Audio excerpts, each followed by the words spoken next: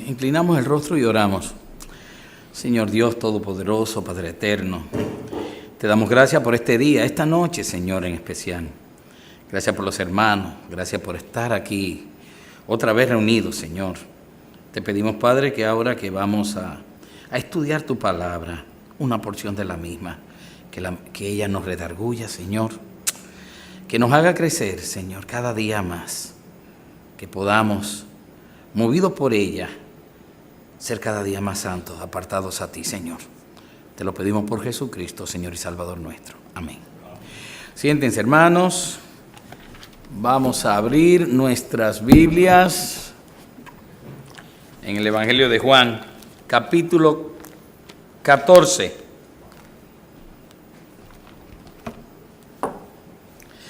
Capítulo 14, el versículo 21.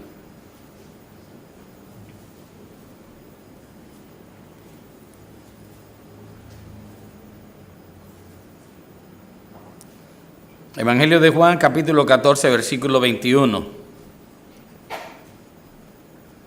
¿Ya lo tienen?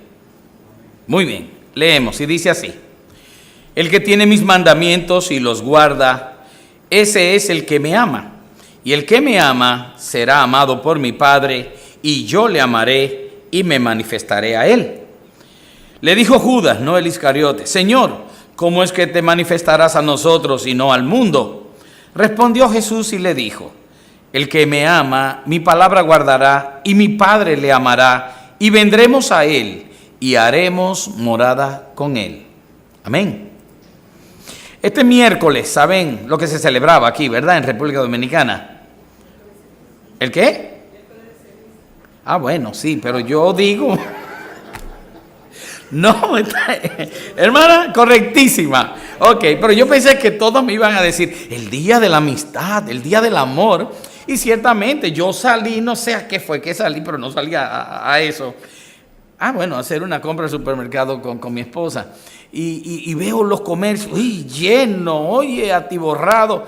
Pero también por el camino empiezo a ver gente con manchitas ahí. Digo, ¿serán musulmanes? Y dice, no, es que hoy es miércoles ceniza.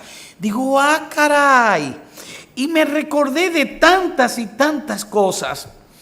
Porque una cosa es una tradición comercial que viene siendo el Día del Amor y de la Amistad. Pero lo otro es una tradición que tienen los fieles católicos. Por cierto, que eso se remonta casi desde el año 400, por ahí. Pero que nunca fue practicada por la iglesia. Por la iglesia de Jesucristo, nunca fue practicada. Entonces, me recordé de cuando yo y mi familia éramos católicos. Yo era un niño, claro, igual que todos acá. Y cuántas prohibiciones habían para esa época, increíble. Uno no podía jugar los viernes, no se comía carne. Había que hacer no sé qué oraciones, había que hacer vigilias y otras cosas por el estilo. Y si era Viernes Santo, ese día era lo más fatal. Ese día no se podía uno ni bañar porque se volvía pez. Y no sé cuántas tonterías más. Todas esas cosas, pero al menos cada una de estas se derivaba de una ordenanza, de algo que le habían impuesto a los feligreses o a los fieles para que ellos obedeciesen, o al menos pretendía que con eso estaban agradando y obedeciendo a Dios. Pero todas estas son imposiciones, que eso es lo que pretenden, sencillamente, ser lo que no son. Así también lo vemos en otras tantas religiones y denominaciones. Pero ¿cuál es la motivación que debemos tener los verdaderos cristianos para obedecer? Por eso he leído estos 3 versículos. Aquí pedí que se los pusieran para tenerlos siempre en mente, porque todo lo que vamos a ver esta noche no es más que esos 3 versículos. Y hoy lo que vamos a ver entonces es algunos aspectos acerca de la obediencia del cristiano. Y la vamos a encontrar, como le dije, en la lectura que acabamos de hacer. El primer aspecto, no vamos a esperar mucho ni vamos a tener mayor introducción, es que la obediencia es lo que nos define como amantes de Cristo. Véanlo ustedes mismos ahí y van viendo en el 21 que dice, el que tiene mis mandamientos y los guarda, ese es el que me ama. El que los guarda, ese es el que me ama. No es solo Dios el que tiene una definición que tiene que ver con el amor, como dice, Dios es amor, ¿verdad que sí? Sino que también todos nosotros estamos definidos en base al amor. No es lo que decimos, no es lo que sentimos, no es lo que hacemos inclusive por cuenta propia para pretender estar bien con Dios y demostrarle, entre comillas, nuestro amor. Llámese obras, ofrendas, diezmos, etcétera. No es eso. No es eso lo que a Él le agrada, sino lo que Él nos ordena, lo que Él nos manda para que cumplamos así su perfecta voluntad. No lo que nosotros querramos hacer, tratando de evidenciar nuestro amor a Cristo.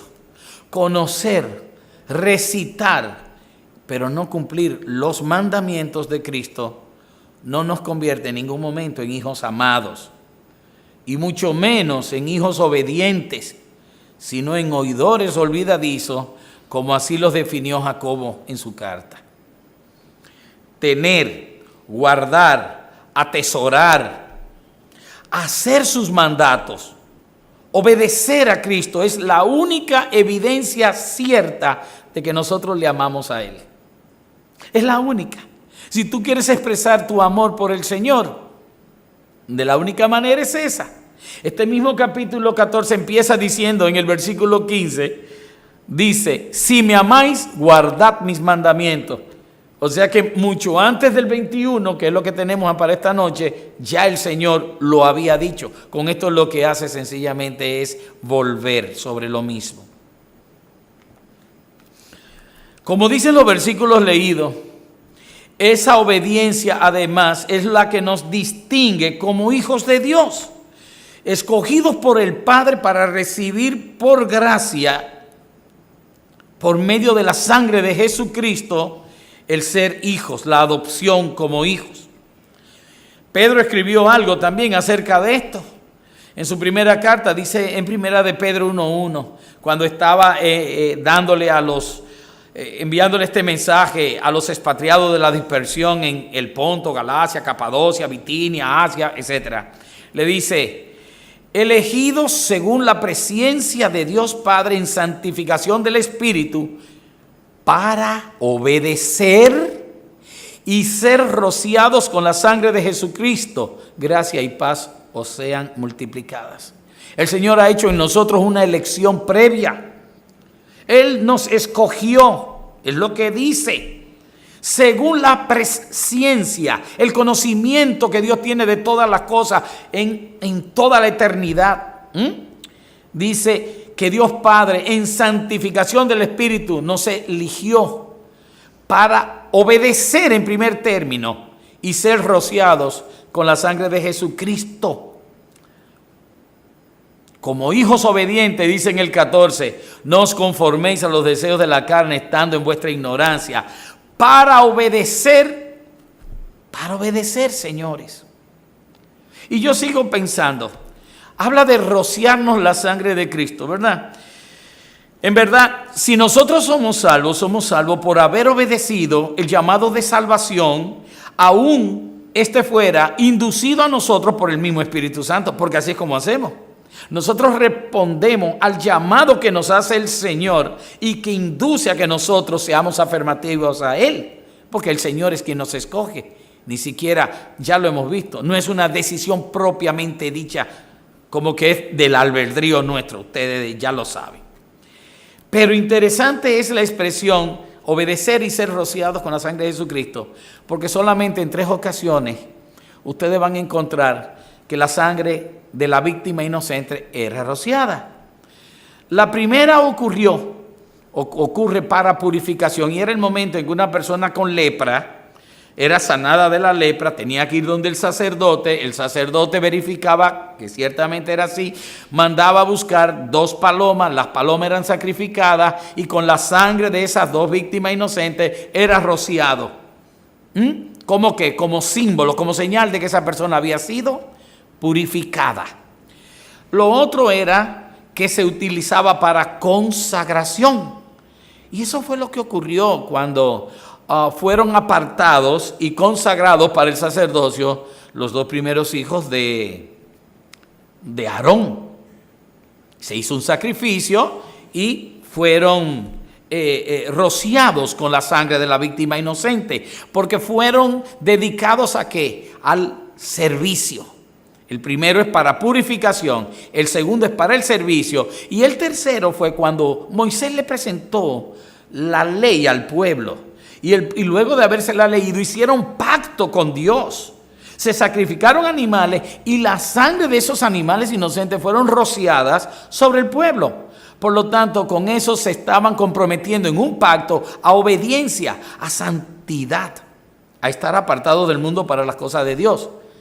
Y eso es lo que ocurre realmente con el creyente cuando cumple, cuando el creyente ama a Cristo y obedece sus mandamientos. Entonces, como obediente, dice, para obedecer y ser rociado con la sangre de Jesucristo es, primero, purificado, en este caso no de lepra, pero purificado del pecado.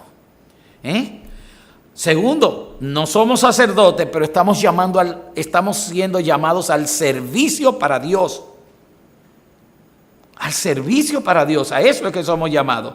Y en tercer lugar, hacemos un pacto con Dios, un pacto eterno de obediencia, de santidad. Y son las tres cosas que se dan en nosotros. Ese es el primero de los aspectos que la obediencia nos define como amantes de Cristo. El segundo aspecto lo podemos leer en la segunda parte del mismo 21, que dice, y el que me ama será amado por mi Padre, y yo le amaré y me manifestaré a él. Eso no es más que la obediencia te hace receptor de las bendiciones de Dios y llena tu vida. La obediencia en amor trae consigo bendición. Hay consecuencias inmediatas por nosotros obedecer a Dios. Consecuencias que se dan por medio de, que son causas inmediatas por nuestro amor hacia el Señor. Aquí no lo acaba de decir. Esas consecuencias inmediatas son el amor del Padre. Tendremos el amor del Padre. El amor del Hijo. Tendremos el amor del Hijo y la manifestación del Hijo en nuestras vidas. Perfectamente lo leemos. Del amor del Padre, ¿qué podemos decir? Es un amor tan grande, que nos entregó a su Hijo. No escatimó ni su propio Hijo, sino que lo entregó por nosotros. Y nos tiene por medio de Él reservado una herencia inmarcesible, incontaminada, eterna.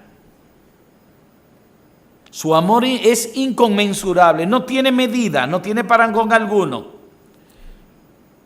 Ese es el amor del Padre para con sus hijos. Y ustedes dirán, Pepe, dijiste poco. No, es que voy a explicar el amor del Hijo y van a ver ahora. El amor del Hijo es igual que el amor del Padre, solamente que está visto desde una perspectiva como hijo obediente en todo, pero es el mismo amor. Y la palabra lo dice así. Y está hecho en esa perspectiva para que nosotros aprendamos a ser amadores y también ser obedientes, para que nosotros imitemos a Jesucristo. Juan 15:9 dice, como el Padre me ha amado, así también yo os he amado. Permaneced en mi amor.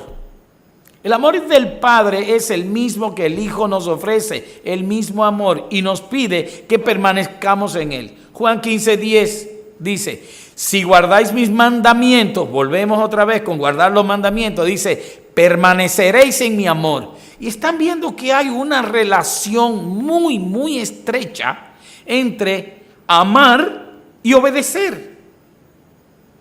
Completa. Hay un carácter de reciprocidad. Si me amas, me obedeces. Si me obedeces, es que me amas. Ven. Y así es como se da, pero en las cosas del Señor, claro está. Y dice, si guardareis mis mandamientos, permaneceréis en mi amor, así como yo he guardado los mandamientos de mi Padre y permanezco en su amor. Volvemos a ver como el Hijo es el mismo amor del Padre, visto desde la perspectiva de un hijo obediente, para que nosotros ejemplo tengamos. Ejemplo nos ha dado y le sigamos. Pero nada más contundente y explicativo de algo que viene siendo el amor de ambos. Y lo vamos a ver de inmediato. El amor del Padre y el amor del Hijo. Lo que ellos sienten por nosotros. Lo que expusieron en la carta de los Romanos. El apóstol Pablo en 8:35 dice: ¿quién nos separará del amor de Cristo? Y empieza hablando del amor de Cristo. Dice: tribulación o angustia o persecución o hambre o desnudez o peligro o espada. Como está escrito, por causa de ti somos muertos todo el tiempo. Somos contados como ovejas de matadero. Antes, en todas estas cosas, somos más que vencedores por medio de aquel que nos amó. Por lo cual estoy seguro de que ni la muerte, ni la vida, ni ángeles, ni principados, ni potestades, ni lo presente, ni lo porvenir, ni lo alto, ni lo profundo, ni ninguna otra cosa creada nos podrá separar del amor de Dios. Pero no era el de Cristo. Ahora es el amor de Dios, que es en Cristo Jesús, Señor nuestro. Se puede alternar uno y el otro porque son el mismo amor. El del Padre y el del Hijo. Al igual que el Padre y el Hijo uno son. En ese mismo capítulo es que le dice: muéstranos al Padre. Es lo mismo, el que me ha visto a mí ha visto al Padre, porque el Padre y yo uno somos. Y el amor del Padre y el amor del Hijo uno somos. Había otro aspecto que también habla en ese versículo, y es la manifestación del Hijo en nuestras vidas. Implica que el creyente tiene la facultad de vivir la manifestación de Dios en su vida, consigo mismo, por medio de una nueva relación por causa de Cristo. Además, esta relación es lo que le permite crecer en santidad, en la regeneración del Espíritu. Cristo se nos da a conocer por medio de su palabra, por medio de la oración. Se manifiesta por medio del Espíritu Santo en nuestras vidas y, como bien dice la palabra, guiándonos a toda verdad. Esa es la manifestación que ahí se está refiriendo. Hay un tercer aspecto, y es cuando pregunta y le dice Judas: Señor, ¿cómo es que te manifestarás a nosotros y no al mundo? Y ciertamente es una manifestación muy peculiar, muy peculiar. En 1 Juan 3:1 dice: mirad cuán amor nos ha dado el Padre para que seamos llamados hijos de Dios. Por esto el mundo no nos conoce, porque no le conoció a Él. Si el mundo no acepta a Jesús, Jesús no se le va a manifestar al mundo. La manifestación del Padre y la manifestación del Hijo no están con ellos, están con aquellos que le han tenido como Señor y Salvador de sus vidas. La gracia del Padre, el amor del Padre, el amor del Hijo, solamente se manifiesta en los creyentes. Debemos tener mucho cuidado si esas manifestaciones de Dios no se están haciendo palpables en nuestras vidas. El amor, la santidad, el crecimiento espiritual. Y también tengamos mucho cuidado, porque una de las cosas que son manifestaciones del Señor para la vida del creyente es la corrección. ¿Cómo? Sí, la disciplina. Y lo dice, que el Señor disciplina ¿a quiénes? A quienes acoge por hijo, a quienes ama. Los cristianos, cuando no tenemos esa disciplina, no se está manifestando entonces el Señor en nosotros. Tiene muchas maneras de manifestarse. ¿Cómo se puede manifestar de otra manera a aquellos que no son sus hijos? A través de juicio, y nosotros lo sabemos. Pero solamente en nosotros se va a hacer la manifestación de tal forma que vamos a reconocer que Él es el Dios verdadero. El cuarto aspecto es la reciprocidad entre el amor y la obediencia.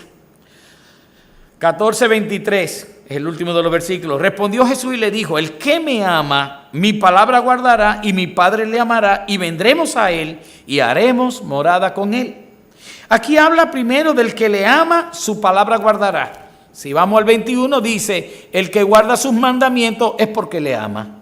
Y ese es el carácter recíproco que hay aquí, entre el amor que le podemos tener a Cristo y la obediencia a los mandamientos de Cristo. Tal parece como que es un juego de palabras, pero realmente no es así. En Mateo, nosotros encontramos en Mateo 22:35 que había un intérprete de la ley que, intentando tentar a Jesucristo, le hace una pregunta y le dice: Maestro, ¿cuál es el gran mandamiento en la ley? Y Jesús le dice: amarás al Señor tu Dios con todo tu corazón y con toda tu alma y con toda tu mente. Este es el primero y grande mandamiento. Volvemos, que los mandamientos están relacionados con amar. Con amar. Y el segundo es semejante: amarás a tu prójimo como a ti mismo. Estamos hablando de dos mandatos y los dos están relacionados inmediatamente con amor. Y todavía el Señor recalca más y en el verso 40 dice: de estos dos mandamientos, porque eso es lo que son mandamientos, depende toda la ley y los profetas. La reciprocidad entre el amor y el obedecer los mandamientos. El amor es el detonante de la obediencia a la voluntad de Dios. No lo es ni el temor, ni el miedo, ni el terror que podamos tener. Esos son tan solo frenos temporales. Eso es lo que son.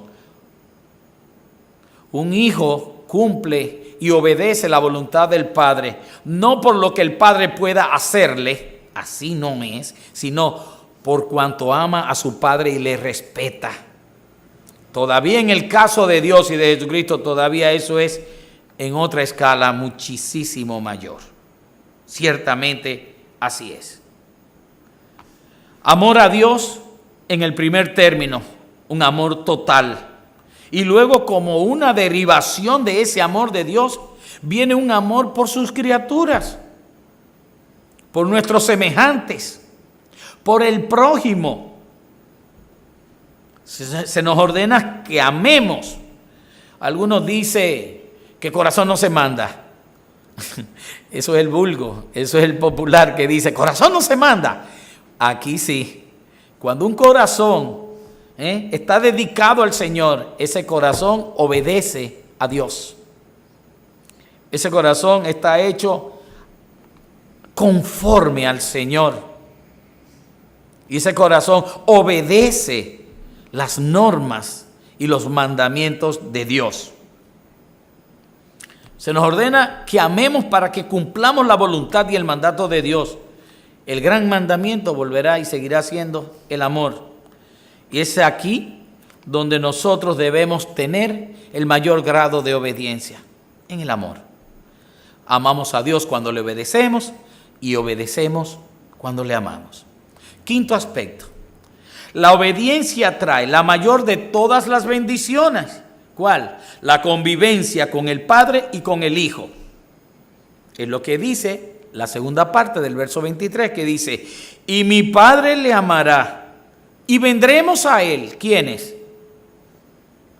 Cristo y el Padre, el Hijo y el Padre. Y dice: y haremos morada en Él. Morada es establecerse de manera fija.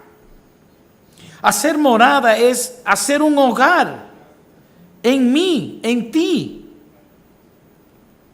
El Espíritu de Dios, el Espíritu de Cristo vienen a hacer moradas con nosotros y habitan dentro de nosotros, convirtiéndonos entonces en ¿qué? Oigan, en templos vivos de Dios, del Espíritu de Dios. Templos vivos. Y esto exige de nosotros, por parte de nuestra humildad, para permitir que el Espíritu que nos guíe también nos enseñe, nos santifique cada día.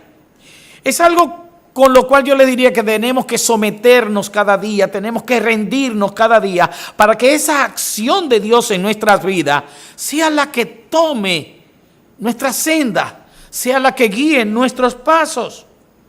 Debemos rendirnos. Hay dos referencias muy preciosas y claras de versículos bíblicos acerca de esto último. Primera de Romanos 8:8 dice: y los que viven según la carne no pueden agradar a Dios. Mas vosotros no vivís según la carne, sino según el Espíritu, si es que el Espíritu de Dios mora en vosotros. Como dice, el Espíritu de Dios mora en vosotros. Inmediatamente dice, y si alguno no tiene el Espíritu de Cristo, no es de él. Entonces, volvemos a ver, así como el Padre, el amor del Padre, el amor del Hijo, lo mismo, pues también estamos viendo aquí. Miren cómo utiliza el amor, pero también ahora viene a utilizar el Espíritu de Dios que debe morar en nosotros. Y dice, y si alguno no tiene el Espíritu de Cristo, no es de él. Por eso estaba muy bien dicho cuando dice, mi Padre y yo moraremos en él, haremos morada en él. Segunda de Gálatas 4:6 dice, y por cuanto sois hijos, Dios envió a nuestros corazones el Espíritu de su Hijo, el cual clama, Abba Padre. Así que ya no eres esclavo, sino hijo, y si hijo, también heredero de Dios por medio de Cristo. Dios envía a nuestros corazones el Espíritu de su Hijo. ¿Para qué? Para que more en nosotros. ¿Quién puede decir que está solo? ¿Quién? 5 aspectos que tienen que ver con la obediencia del cristiano y el amor.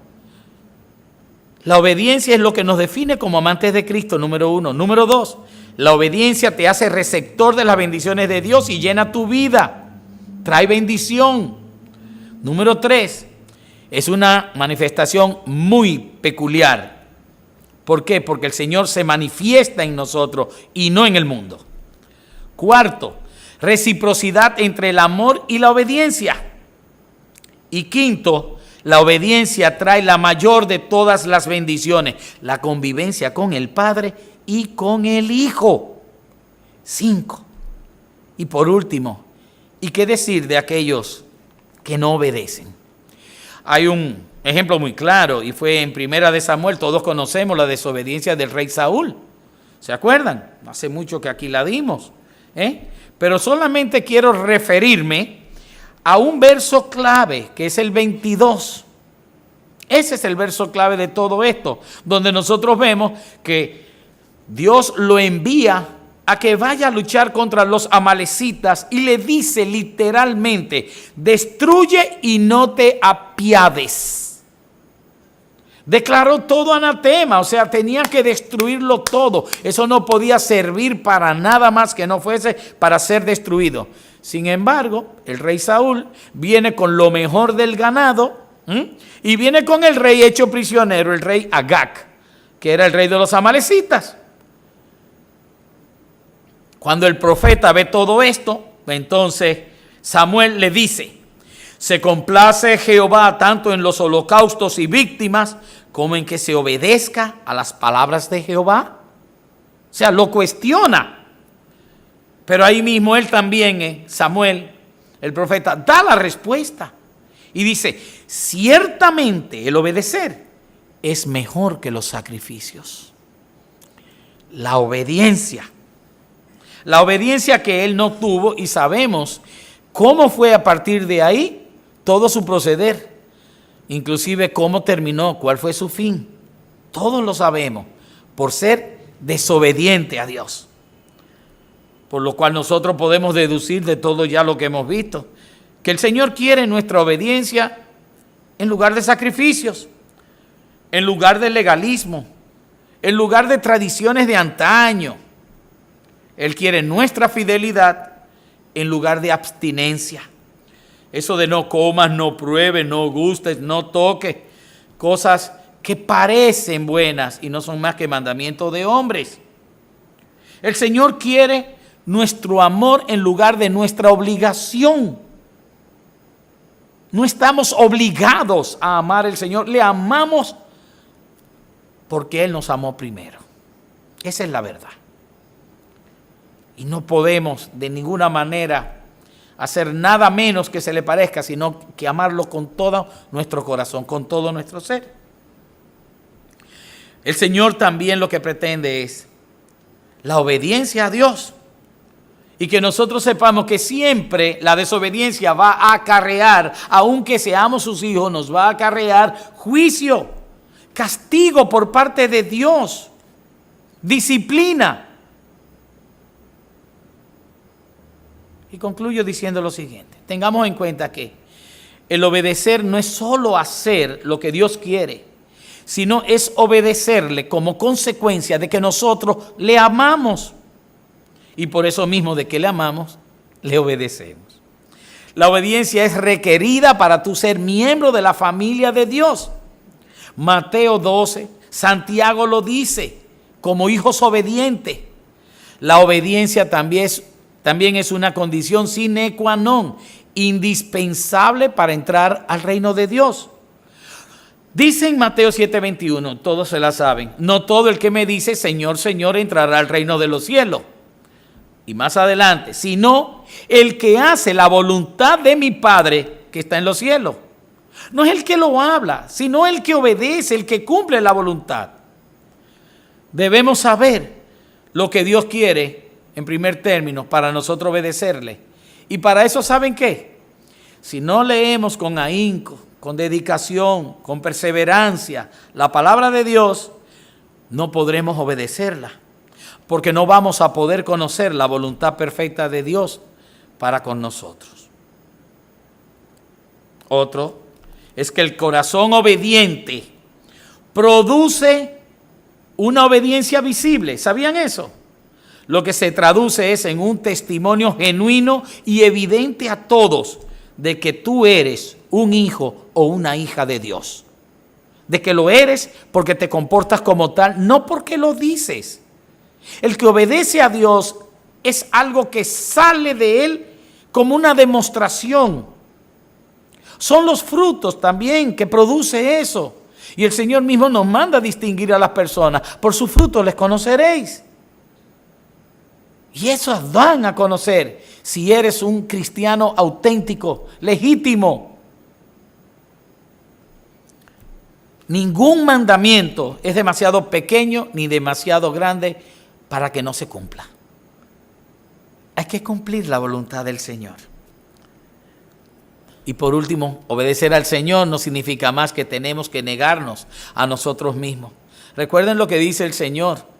Le dijo que para nosotros seguirle era necesario que hiciéramos ¿qué? Que nos negásemos cada día a nosotros mismos, tomásemos nuestra cruz y fuésemos en pos de Él. Es así. Tenemos que negarnos a nosotros para seguir a Cristo, recordando siempre que nada puede anteponerse ante la obediencia que nosotros debemos hacer a Dios y al Señor. Cuando tomaron a Pedro y lo llevaron ante el Sanedrín y los demás apóstoles, nos cuentan en Hechos, que le dijeron que por qué seguían predicando en el nombre de ese, que ya eso se le había prohibido. Y Pedro y los apóstoles lo único que respondieron fue, es necesario obedecer a Dios antes que a los hombres. Obedezcamos a Dios, que eso es amar a Dios, y amemos a Dios obedeciendo su voluntad. Amén. Oremos. Señor, tu palabra es clara y es sencilla y es perfecta, Señor. Solo me resta decir aquí que pedirte, Señor, que nos des un corazón de siervo mediante el cual podamos amarte y obedecerte siempre como tú lo mereces. En el nombre de Jesús. Amén.